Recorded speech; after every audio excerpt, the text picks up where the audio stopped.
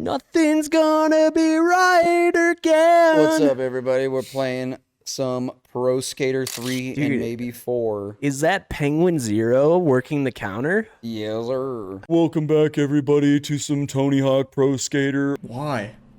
Just why? My fucking day is ruined now.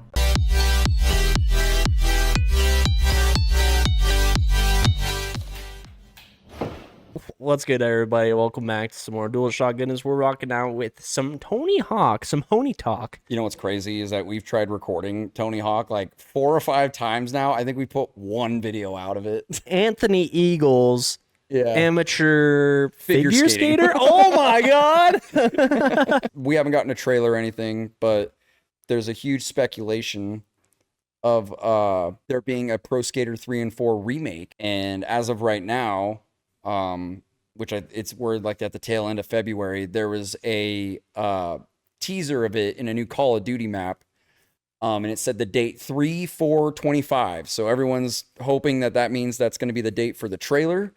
And as a Tony Hawk fan, dude, I'm more hyped for that than anything else this year. Heavily speculated. It's just gonna take what 1+2 made as far as mechanically and just place them in the 3+4 maps.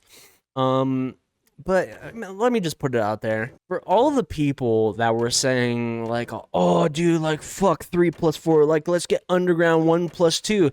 As much as everyone agrees with you, and as much as I'd be happy to get those games, don't fucking complain when they were going to give us nothing, you fucks. Yeah, for real. Like, and yes, Pro Skater 3 and 4, like, I've been playing these games on my own, just, you know, super hyped about them being remade. Because this one in particular is my favorite Pro Skater game. Oh, me too. I'm 100% of the same mind. And while I agree with people to say that like Underground 1 and 2 are just like the best, I do think that, I mean, it would just be weird to get those before Exactly. this. And it's like, support it anyway, because if you support it, then it guarantees the creation of those games, or at least the remakes of them. Yeah, at least it like raises the likelihood, because like, you know, as far as we're concerned and should be concerned, 1+2 was a success. Oh yeah. Oh yeah. I don't know how many units it actually pushed in total, but like, there's just this thing going on with games right now where it's just like, oh, dude, if we can't continuously monetize this game, it's a failure or whatever. And I'm just like, dude, fuck all that. Like, so it's kind of crazy Activision's even greenlighting this game, you know? yeah, like that's why, as far as we know, we're not getting a Dead Space 2 remake, which fucking pisses me off. But, you know, we're not talking about Dead Space right now. We could save that for a survival horror night. Yeah. Dude, these games were like super influential, and yeah, you're totally right that it would feel chronologically wrong if we just skipped over 3+4, because it also, like, when there's an audience of people, like, listen, there's a bunch of us returning fans like me and this guy, but there's also an audience of people that didn't play those games, and you can't neglect that player base as well. 100%. Do you think that, like, specifically 3, and I guess you could say 4 as well, do you think that they hold up better than most people? Like, are they some of the best games on the PS2 to play today? Ooh. Or do you think we're kind of blinded by nostalgia with this game's mechanics? Because I know a lot of people will say, like, yeah, Tony Hawk was fun for its time, but like Skate kind of came in and changed the skating game scene, and which I agree that it's like more of a like realistic skater sim. And we got Skater XL, and you've got Session and games like that now. But, you know, I think there's something really mechanically fun about these games specifically, if you're willing to sit and actually put time in and get decent at it. Very similar to fighting games like we talked about. Absolutely. That it's just really fun. And the way that these games can flow, I feel like there's some of the best games on the PS2 specifically for that. They hold up so great in that regard. Like, mechanically, you know? But I don't know if that's just me being biased. No, I mean, like, in a way, you kind of answered your own question. Like, the significance of the skate games coming along was the fact that, like, okay, here's a realistic flavor of, like, skateboarding for video games to enjoy. And I did enjoy those games. But now we're getting, like, every new skateboarding IP that we get as far as video games are concerned is kind of doing the skate thing, where like the market for Tony Hawk is essentially free market. Like nothing is doing what Tony Hawk did. Like the only thing that comes close to it in recent times was like Roller Drome. Yeah. That's the only thing remotely. And then like was it a remake or a remaster of Jet Set Radio? Yeah, which I think that's still on the cutting room floor. Yeah. Like, Those are the only games that strike those vibes. That and SSX. Blinded by nostalgia, no. Like I was saying, you kind of answered your own question in a way, where it's just like, there's a slurry of PS2 games that are incredible, that are lovely games, fantastic things to play, but they aren't per se fun. sure. There's a difference between a well-made game and a fun product, and these Tony Hawk games are a fun product. Yeah, it's goal-oriented gameplay, but the experience of like going through these parks, making sick combos, like there's a freedom of expression in how you play these games apart from Yeah. goal-oriented gameplay. I think so too. I just think the thing I notice when people try these games is like, it's one of those things. It's very similar to like fighting games where like if they're not good at it immediately, they're like, yeah, the game's kind of ass. I'm like, but you're not really giving the mechanics really a chance to like see how like the potential of what the game could be. Well, You get me? definitely. Like I was like, you to like string combos together. Like people would just like, if you just were to pick it up, you would just do a couple like maybe flip tricks and kind of go around, and you're like, I don't really understand like the game though. I'm like, okay, but like if you were to try to put stuff together, like manuals and reverts and stuff, like then you would kind of see, oh, there's more to this mechanically than I'm realizing. So, but I feel like yeah, I personally think these games hold up really well. Me too. But I'm also like, am I kind of biased though in a way? Like that's the thing I'm kind of worried about, where it's like, you know, like I'm making these games seem better than they really are. We are biased, but it's not a misplaced bias. Oh, dude, fucking sick, bro. Much like fighting games, the problem with a game like that, this comes from like, one, I think it's a problem with the player in this generation, because there's either a lot of hand-holding, which is also kind of weird at the same time, because there are challenging games in this generation that people are willing to sink their time into, but it feels misplaced that they wouldn't do the same for this. But also, that's a good point, actually. Continue, but yeah, that's a good point. I think much like fighting games, how do I put this? I think it's up to the tutorials. Because, like, if a well-made tutorial kind of guides you to where, like, you want to be... Because, like, if you step into an Arkham game and you don't tell anyone how to play, it's going to look a lot different than the way me or you, a seasoned player, would play Arkham. Like, it's... Like, they're not going to know what they're doing. So it's up to the tutorials to kind of guide their hand to, like... But also, I think that's the beauty of these challenges in a way. Right. Because, like, okay, it's like, there's a bit of fetch quest where it's like, all right, let me get skate. It's like, okay, you collected skate. It's like, all right, now get this combo. And it's not a huge combo for either you or I. It's like a 5,000 point combo. Yeah. But it's like, okay, I need to figure out how to chain these together. And then as the levels go on, it demands of you that you raise your proficiency in getting these higher and higher combos, so you become fluid over time as you progress through the game. And I like that, because it starts small and then it builds you up to proficiency.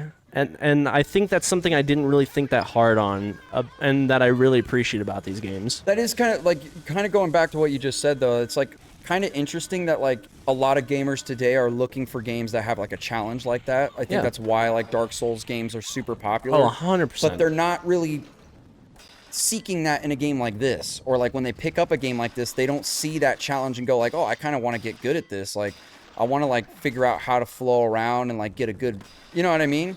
It's like almost like it's like you're asking for a game with a challenge, but then certain games that you get with that challenge, because they're not like what's on the mainstream popularity like radar today, you're like, fuck it, and don't actually give it a chance. Well, the difference between a challenge in this game and the challenge of Dark Souls is in a game like Dark Souls or Elden Ring, the challenge is physical. It's an actual enemy in front of you. True, Where a that's true. challenge in this is metaphysical. It's self-imposed. Yeah, it's more of like testing your skills with the mechanics than it is like an opponent. But that kind of strikes me as like what I think of Doom is like the game demands your proficiency with your ability with these mechanics. Yeah. And I feel like it's the same here. Even though it's a great difference in gameplay, I think of it in the same manner. Which is a interesting way to look at it, is because on the surface it just looks like an area you can skate around, but once you understand the mechanics, then you start to see everything as a way of flowing around the level. The level becomes the opponent. Yeah. You're like, oh yeah, like that rail right there, I could flow around that, then catch this ramp down here, and then you get like a good combo going because you're able to like understand the level design in that way. And I think that's actually a really fascinating way to look at these games. Dude, I'm going to be honest with you though, like as far as Pro Skater 3 and 4 remake go, I am shocked that's getting made. Oh, me like, too. Genuinely shocked. Well, because we were convinced that it just wasn't going to happen. It was cooked. All Yeah. the signs were pointing to south. Well, because Vicarious Visions, the one that made the 1 and 2 remake back in 2020, Fuck, I forgot about the they double flips in got this game. dissolved. Yeah. And now they're part of the Call of Duty team. Is it just straight Activision? What is it? Or yeah, like they're no longer their own team. Just all the Yeah. people that work there are now like working for Treyarch and Infinity Ward, which is like, Which I've voiced my own frustrations about that.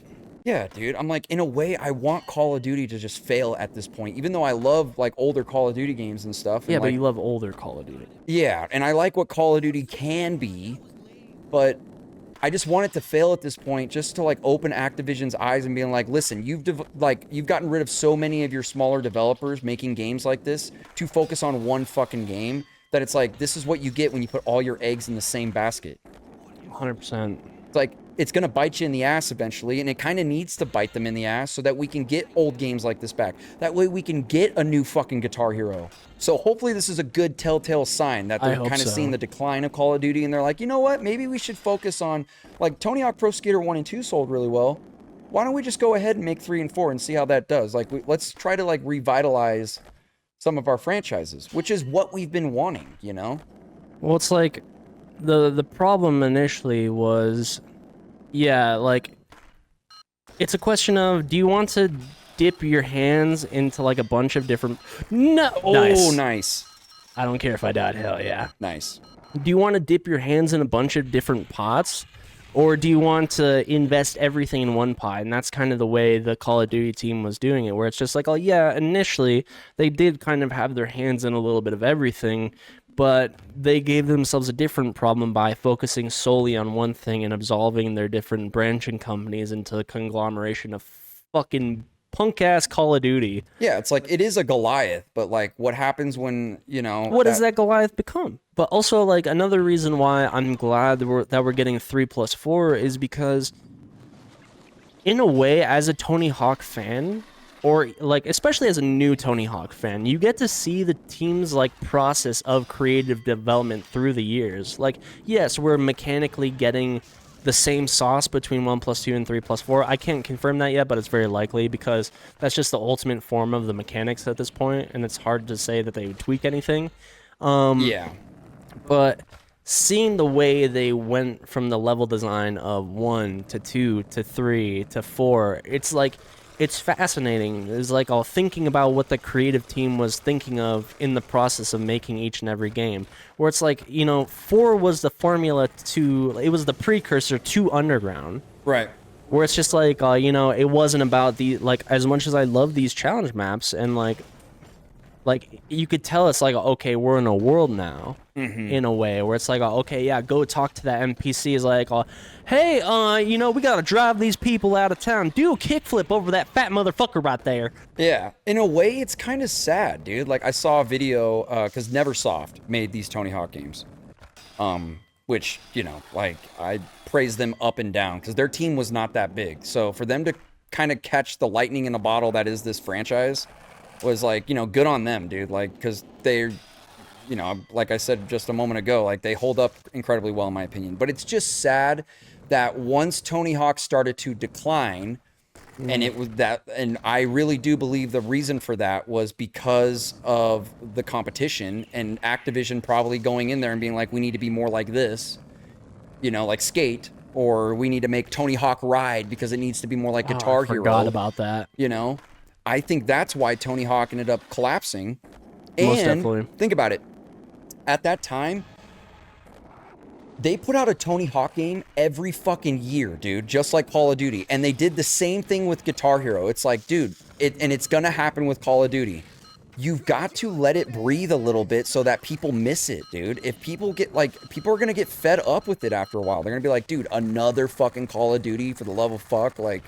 Well, it's already happened. Just there's plenty of people that are too stupid to realize it. You came up to me and you're just like, dude, I think I'm just done. And I was like, bro, well, unfortunately, welcome to the club, man. Because like you know, there's nothing wrong with enjoying what Call of Duty is, because like for so many people, it was that game that you got together with the squad on, and that was like the universally accepted as like, oh hey, like let's jam out on Call of Duty, like squads online tonight. And I appreciate what that did, but especially in the last handful of generations of Call of Duty, it's only lasted 2 to 4 months.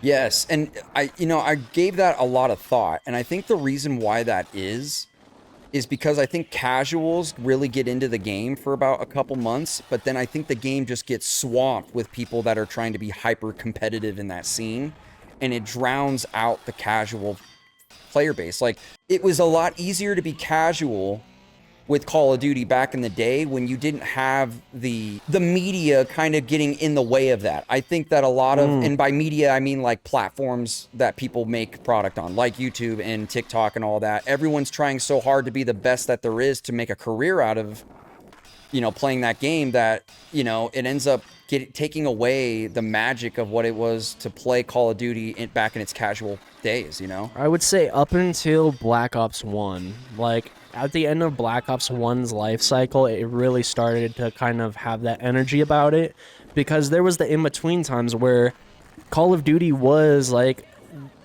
you know, the content thing to do. There was hundreds upon thousands of Call of Duty YouTubers just playing online, doing commentary, talking about the game, discussing the game, but it wasn't taken to the hyper competitive standard that it's gone to. Yeah. Dude, like, it seemed right around when there was still a casual audience in MW3, but I feel as soon as Black Ops 2 kind of hit the market, there really became that distinction between the casual player base and the competitive, and also people attempting to be competitive. You also got to remember the loot box era of Call of Duty. That Yep. was, you know, a really dark time in gaming, and I was already off the bandwagon by then. but they've just basically remasked that as a battle pass. It's the Yeah. same thing, though. You know, like, No, most definitely. All the more reason why, and you and Troy fought me on this a little bit, where all the more reason the importance of skill-based matchmaking, where it's just like, okay, you want to fuck around? We'll keep you paired with all the people that are in your same exact like frame of mind / player base. All the sweats, we're gonna put them with all the other sweats. yeah, but okay, I'm glad we're kind of talking about that, because my perspective on that is like, yeah, I see the idea behind it, but what ends up happening is if like you're still just kind of in the casual mindset and you happen to be doing good for a couple matches, it's going to throw you into a game with so many people that are super sweaty, and then that's why people turn it off after 3 months, is because they're like, dude, I was just casually playing this, but now that I did decent for like the first couple months, the game thinks I'm trying to be, you know, MLG Pro.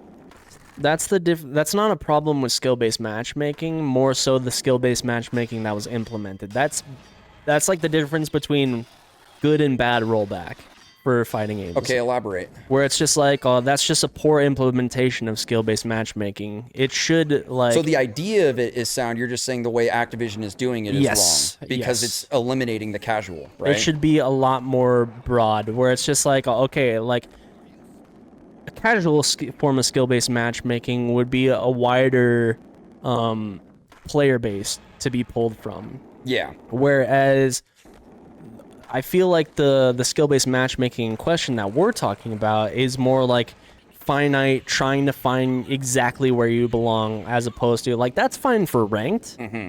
But skill-based matchmaking in a casual setting should be a lot more broad with the pairing of people.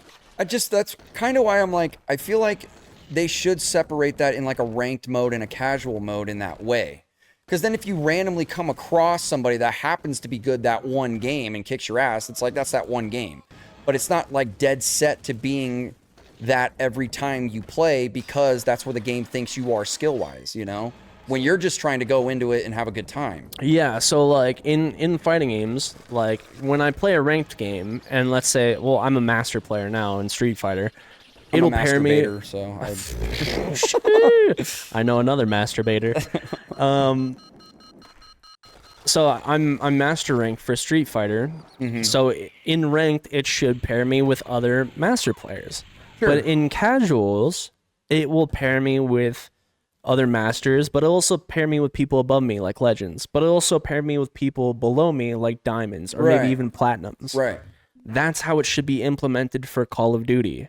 If it's not like that, it should be like that. If it is like that, that's a poor implementation of skill-based. I also think it's probably easier to execute something like that properly just because it's a 1v1. I think it's more difficult to do that when it comes to team-oriented competition. Don't you think? No, because like the petri dish is then widened, where it's just like, okay, we'll pull like, Shit. if anything, that makes it more easy to balance out in a way, because like, all right, it's like, all right, we have a masters player on this team. Not saying it would pair like this, but it's like, okay, we have a platinum on each team, like 3 golds, and then like a high silver or whatever. Sure. And it's just like, okay, that's fairly even as far as like we're both concerned. Like it could be like that, or it's like, okay, we might not have a platinum on our team, but we have 4 high ranked golds. So in a way that kind of balances out, where it's like the platinum player has like mid or low ranked golds. There's a way to do it. I see, but I feel like that's more in the conversation of what I'm saying of like, as far as like casual, to where it's like a mix of all those players. I think if you try to do the skill-based matchmaking with teams, it's just going to make all the teams be at exactly your level, you know, or put you in a category of where it thinks you belong with those hyper-competitive players, to where everyone's kind of playing like that, you know, as opposed to where it's like you could have a team where it's like, this guy's brand new to the game, this guy's a fucking god, this guy's pretty average, and it makes for more interesting dynamics that way. And that's how teams. Casuals should work. Yeah, but that's what I'm saying. And like, then ranked, sure, ranked, if you want to do it that way, yeah, then 100%, like where everyone's kind of like everyone's blanket silver, slate. everyone's gold. Yes, sir. Yeah. That's what I'm saying. Like, But that is, if it's not implemented like that, that's how it should be. Yeah, you're right. Yeah. I don't know. Did you know about this area over here, by the way? No, I do not. This is the spot I was telling you about that I just found this out the other day, dude. Okay. Played this game for like 20 years, didn't know this was over here. That's the beauty of games like these, though. Yeah. Is these little, like, they didn't have to throw that in, but they chose to. They elected to put a secret that someone might just not find out about. Yeah. But, like, you know, I mean, there is stuff like that in gaming today, I guess, but it's tied to item discovery or something like that. That's the way I think of it. Where it's like, okay, if there's a secret, it's like, all right, you got some secret armor or like a secret weapon or whatever it may be, as opposed to like, hey, here's a fun little area you can session if you happen to stumble upon this. Right. Okay, let me ask you this. So, let's say it goes down the Capcom route, right? Where they're going to try and revitalize this franchise by remaking the old games, and then they're like, you know what? We'll also make new games. Right? Yeah. We'll make new games. Ideally, what would you do, or what do you think are some ideas that you would do into a new Tony Hawk game today? How would you do that? What do you think it should be? Do you think it should be more like this old school formula? Or do you think it should be more like Underground, where you like talk to NPCs and they have goals for you? Or like, what do you think they should do for Tony Hawk for a new game? I can tell you an element that I'd like, and it's actually tied to the story of the game. Okay. And it's kind of what on a little bit about what we've talked about. Clashing of the different generations of what skating means. You know, you talk to this like old retired skater or something like that. It's like, you know, man, skating's not what it used to be. Like skating was so different in my generation. And then have the dude that you talk to like, oh, you know, skating was a form of expression where it's just like, you know, skating was seen as rebellious. Skating was like art to us. Right. But now it's kind of been bastardized into this like a product, yeah, or like commercialized. have the game teach you about what the art of skating means, and then like come into contact with the other side as well, where it's like, you know, these people attempting to be part of the Olympic side of skating, part of the like social media side of skating. Okay. I think what the game's goal should just not to bastardize the people that are grinding towards the Olympics, because I do have a respect for someone chasing their craft in any form. Right. But I think the game should teach what it means to love skateboarding. Right. You think it's more like you're almost like streamlining what this is in a way, right? To where you're like But do you see what I'm getting at? yeah, like skating used to be more of an expression of like how you are on the board, and now that we're making it more of like a genuine sport with competition and like worthiness of like points and tricks and stuff like that, you're kind of getting rid of what made it great to begin Yeah, with. what made it special? Right. I do agree with that, actually. I think that should be part of the narrative. Okay. I think how it should feel, I think it should lean really heavily into the arcadey feel. I agree, because I think it should lean into that. Like that's really definitely hard. when Tony Hawk's at its strongest. And plus, with the release of these, what the fuck? I've never done that before. With the release of all these modern skaters, I think that would, like, the old school arcadey feel would help distinguish it from these new products that are coming out, like Skater XL and Skate Right. 4. So which one do you like more, Skate or Tony Hawk? Which one are you a bigger fan Oh, of? Tony Hawk. Okay. Why do you think that is? I think it is the creativity aspect. I think because the game is just aimed at being fun and free, and just like the only limit is your creativity with the map and being able to flow in such ridiculous ways. It's Yeah. what I like about fighting games. I like all kinds of fighting games, but my favorite are tag games with crazy ass combos, with crazy OP characters. Yeah. I like the high flying action that these games allay. And while I can have fun in a grounded setting like Skate, the novelty wears off after a while. I like Tony Hawk more. I do like Skate, but I think I like them for different reasons. I like Skate. I feel like the thing that Skate has over Tony Hawk is that Tony Hawk tries to make these realistic looking areas look like a massive skate park, right? Like this suburban area, right? Makes it one big level, but it adds to that arcadiness, right? Skate will try to take something, it takes more of a realistic approach where it's like, you can look at something as simple as like a 12-step staircase with a rail and like come up with ideas of like, maybe I can kick flip onto that and then pop shove it out, and like kind of like how you really would when it comes to really skating. But I think sometimes the problem with Skate is that it's, for the most part, those games are kind of open world, right? Navigating around doesn't really feel good. I know that might be a hot take. Like if I'm skating in a skate park in that game, it's fun to sit there and skate around, but then when I try to go somewhere else, it feels a bit slow or sluggish trying to get there. Sure. Does that make sense? And then the other thing I think that Skate doesn't do very well is vert. Oh no. I think Tony Hawk does vert way better than Skate does. Say this trailer drops for 3 and 4 remake. What would you say to someone who's never played a Tony Hawk game to try to give that game a chance? Like what? Like if you were to try to convince people to try to get that game, because I feel like it's almost like you kind of have to have a word of mouth thing when it comes to these games if you want more of them to be made. So if you're like trying to spread to a newer generation these games so that they continue making them, like what would your, like how would you go about like getting newer generations into these games? How would you have them approach Hey, do you know the where games? the E is, by the way? You know where the E is, by the way? An E? Yeah. Oh, the E? I don't know where the E is actually. Is it in the shit back here? what I would say to a newer generation. Was it back here? There's the fucking E. God damn it. Don't try to beat it. Try to understand it. Okay. Spend more time with just the mechanics before you actually try digging into the levels, or because I feel like we're spoiled in a way with having played these games as a kid. So when a new one comes out, we already understand how they work. You get me? Like, yeah. So when we go into playing this, I can sit here and be like, I know exactly how a Tony Hawk game works. And I feel like I kind of feel the same way you do. Sorry, not to stop the gameplay, but just no, you're fine. I kind of feel the same way you do about fighting games, which that's what's gotten me more interested in fighting games is like, now that I have somewhat of a basic understanding of how it is to come up with combos and come up with like strings, it makes the game a little bit more interesting because I have a better understanding of how they work instead of just being button mashy, going and mashing buttons and then be like, yeah, that's all right. Like most people do with fighting games. I have a better idea of like what it means to get good at stringing combos together or experimenting around with what your character can do in a fighting game. I feel how you feel about that. I feel the same way about Tony Hawk games where I'm like, I feel like people just kind of go in here, mash buttons around, and then they just, they're like, whatever.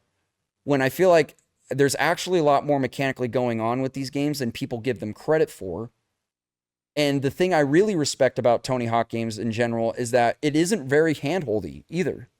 Yeah. It does teach you lightly. It's like, if you go up this vert ramp, come down, revert, and manual, that you can string stuff together. But that's about it. As far as like how to get actual combos going, you kind of have to just start taking these pieces the game tells you and put them together. I think going back to earlier in this recording, I think once again it comes back down to the strength of the tutorial. Okay. I think there needs, especially in the new Tony Hawk, where it's just like, I think it needs to ask you, is like, oh, hey, are you proficient at these games or are you a newcomer? I think it needs to start there. Because, like, I hope I was doing this when I was teaching you things about fighting games. Yeah. Where, like, build the foundation of, like, right. Hey, like, Tony here, you can do all your basic flip tricks with the square button or whatever. Right. And then it's just like, nice, solid kickflip there. But a kickflip only gets you a handful of points. You need to focus on chaining your tricks together. The best way to go about that is by using the manual. See how you're running out of speed? Well, you can actually make use of grinds and like slides and all that to increase your speed and keep it up. Right. Like, I think it comes down to the tutorial teaching what you need in the moment, making the player realize that they need something more, and then once they realize that, the tutorial kicking back in, and it's like, oh, hey, this is exactly what you need right now. It needs to know what you're looking for before you know you're looking for it. Here's another controversial point I want to make. It might get me crucified, wouldn't be my first time, especially on this subject that I'm about to bring up. But Pro Skater 5, colossal failure, right? Oh, yeah. I've watched some videos analyze that game, and my reason for why I think that game was a colossal failure is A, it just didn't feel really great to play, but it's also because they dumbed down the way the game played. Yeah. If you remember, have you ever played Pro Skater 5? No. Thank God. They got rid of all doubles. They got rid of all variations of grinds. So it's only like single kick flip, single heel flip. What the fuck? Indie grabs. Not only that, but I think what they did, in my opinion, is they did modern controls on a Tony Hawk game. Now, brother. Yeah, hear me out. Hear me out. No, because I'm hearing what you. they did, you'd get your special meter all the way up, you tapped L1, and then every trick you did was a special trick. That's so if you did a left fucking stupid. flip on square, it would be like a 540 flip.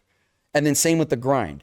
So they dumbed down the special tricks, where in the original Tony Hawk games, when you built up special, that just meant that you could execute the combination of button presses to get that one trick out. For example, in if you played as Tony Hawk, when you got your special meter up, if you did The down, fucking McTwist or whatever. right down, it was the McTwist or the 900, right down circle, right? But you had to get pretty good at figuring out how to pull that off, right? Like knowing to like jump in the air, do the trick, Or even when you do a grind trick, it'd be like down, left, triangle to get the special grind, right? Do you think that in a new Tony Hawk game, Fuck no. they should implement some sort of modern controls like Fuck that for no. new players? Or do you think it should be a classic control scheme like these games? But Classic. does that alienate them in a way to where they're like, it just like doesn't motivate them to get better at the games? No, because I definitely don't think we should put modern controls, because Or dumb down the way the game plays for them? much like fighting games, like the appeal of a fighting game is seeing something really fucking cool happen and wanting to do that yourself. Right. Dude, like, and also like it's been proven time and time again. Look at a game like Melee.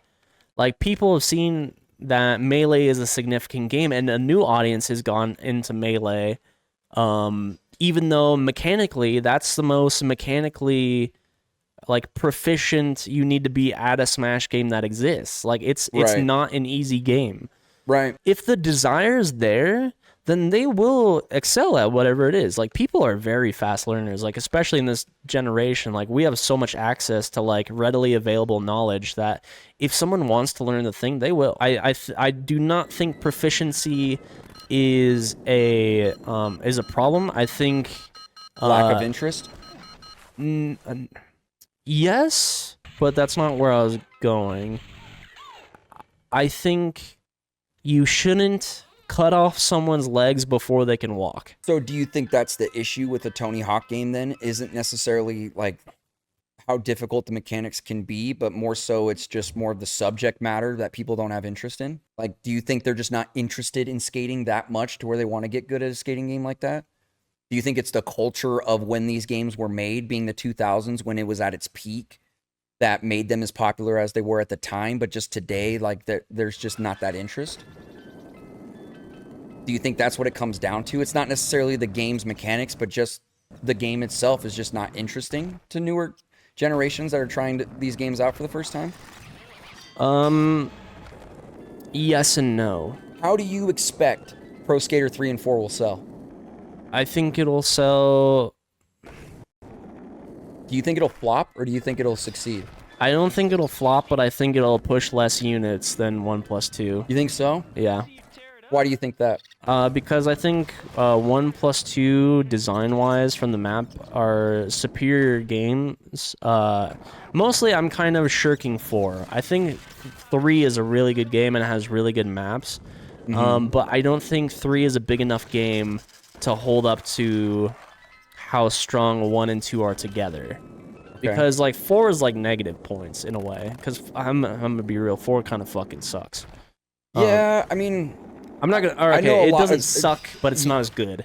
right. Yeah, like, I know a lot of people really like 4. And I I liked did 4 too. a lot as a kid, but replaying it now, like, my biggest issue with 4, which this might be controversial again for Tony Hawk fans out there, but I just think that the levels were more prototypes of what would be underground.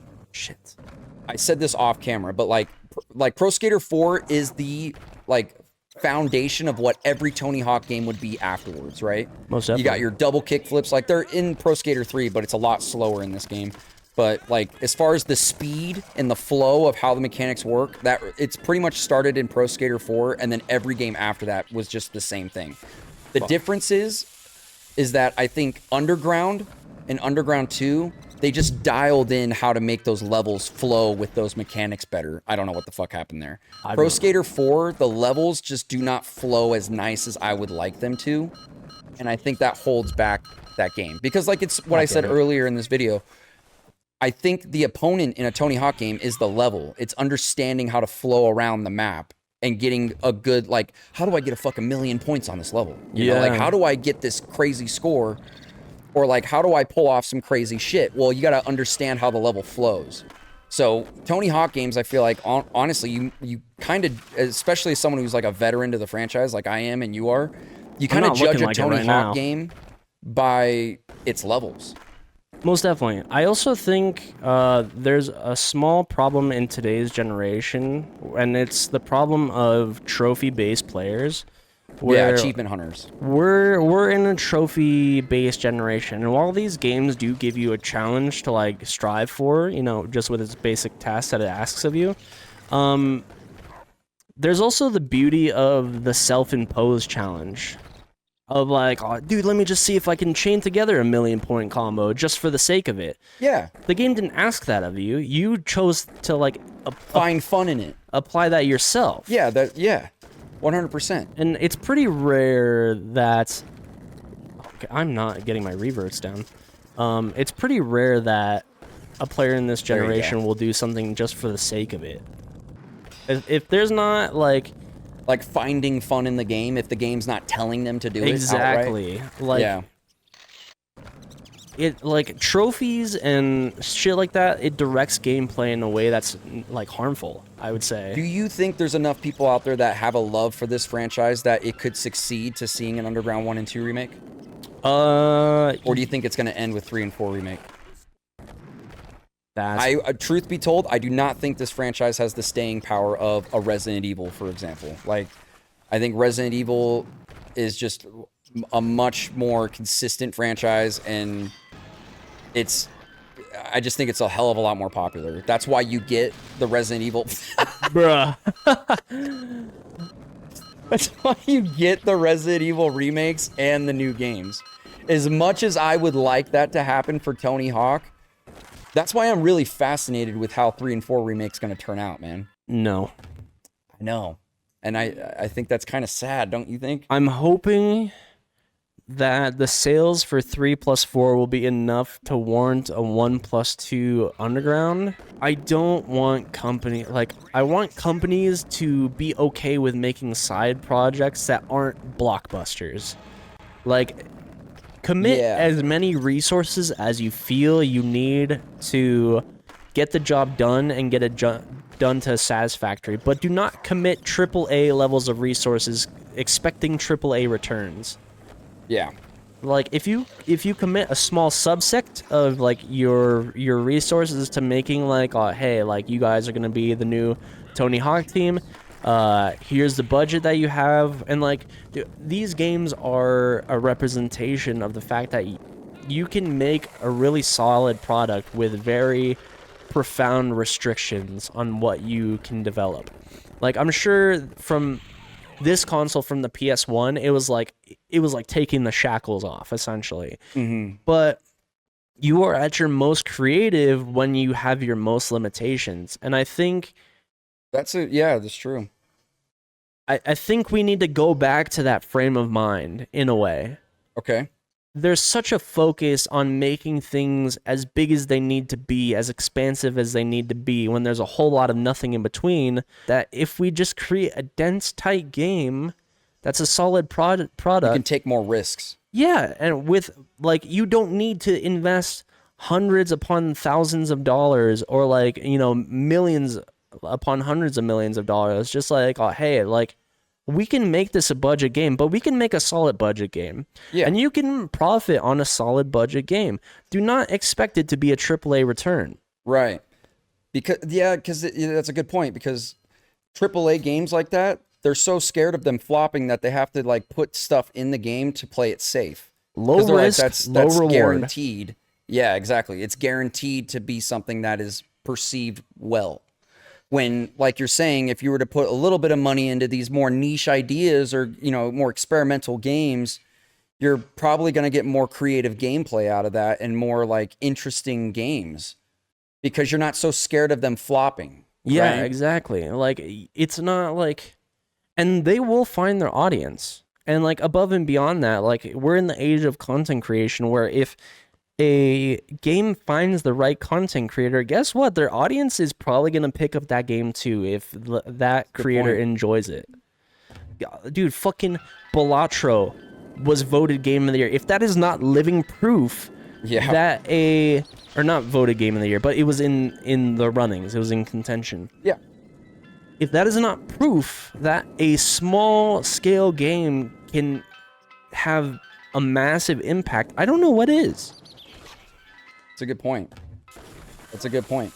Like, developers, don't be afraid to reel it back and find your dedicated community, because they'll support your game in a way that the AAA scene could not. Well, just to clarify that, I don't necessarily think it's the developer's fault. I think that's a message more towards publishers. Like, publishers, don't be afraid to let your developers stretch their wings. Absolutely. Yeah. Because I stand 100% by what you're saying, but I don't want to sit here and be like, it's the fucking developer's fault. Yeah, that's my fault. No, you're good. You're good. I knew what you meant, but yeah, I just don't want, like, because I'm sure there's tons of developers out there that feel what we're saying, but they just don't have the power to be able to make a decision like that, because you get these publishers like EA that are like, nah, fuck you. This is what we're doing, whether you like it or not, because we need money.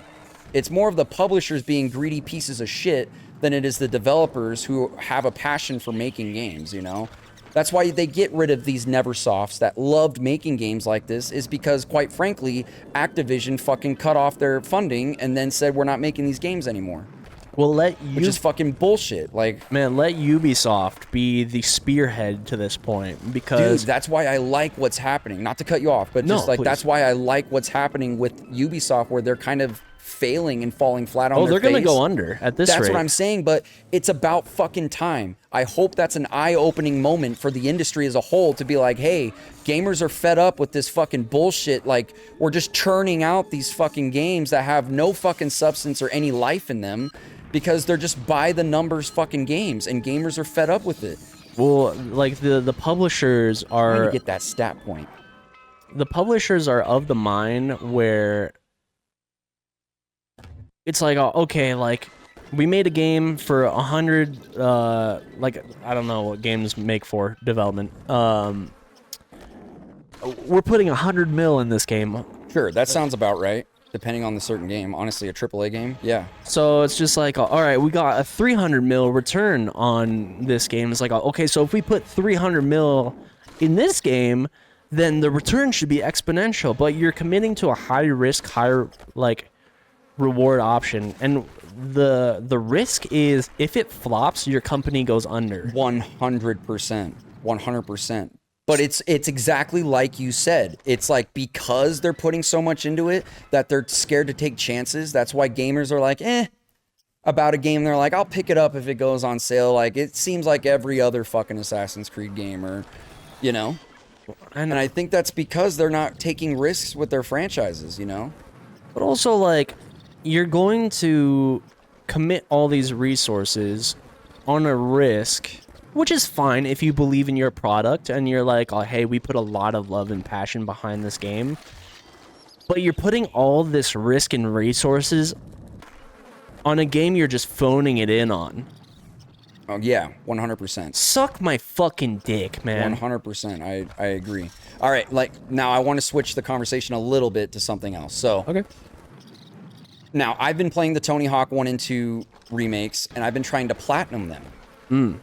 But the servers, by the way, if you guys are wondering why the fuck I'm doing this over and over again, I'm trying to get this fucking stat point over here, and I have to jump on this fucking wire. No, buddy. Across it. Just use the roof as a kicker. To get up there? Oh, maybe, yeah. See, it's on that wire. I think you could hit that. 100%. You got that. Oh, shit, or maybe... Just get on the next run. But please. I can't get the trophies because the servers are shut down. Now, the thing I don't want with games going forward is an always online aspect to those games, because it was something that you wanted to talk about recently with the PlayStation Network going down. Oh, yeah. So if we want to dive into that a little bit, because it's honestly, if anything, opened my eyes to the idea of me starting to buy physical again, because I think it's complete bullshit that I pay monthly for a subscription to where if it goes down, I can't even play my own digital fucking library, dude. And even if they're a single player game, it's like, we can't validate the license for this. You can, I think it's just a problem of whether your console is as the primary or not. Oh, is that what it is? I think so. Because there are games that I can play offline. So this whole, so we talked about it, if the Resident Evil videos posted, we talked about it a little bit in there, but that was at the end of the recording session. Yeah. It all started with PSN going down. And it was like I started the conversation by asking you, was like, oh, hey, how much You were so right, dude. how much did that impact you when PSN went down? Right. And you were just like, I didn't even know you can go up here. Yeah. I don't know if I knew. Anyway, please continue. I'm You were listening. just like, oh yeah, like it didn't really impact me that much. Like I was just kind of like playing offline stuff anyways, and like I was just kind of on my PC. I'm just like, oh yeah, like for myself, it wasn't a huge impact. It impacted me more because as I won't shut the fuck up about, I'm a fighting game player, and I was prepping for locals, and I play Street Fighter on my PlayStation. So if I want to play online and warm up, I need PSN to work.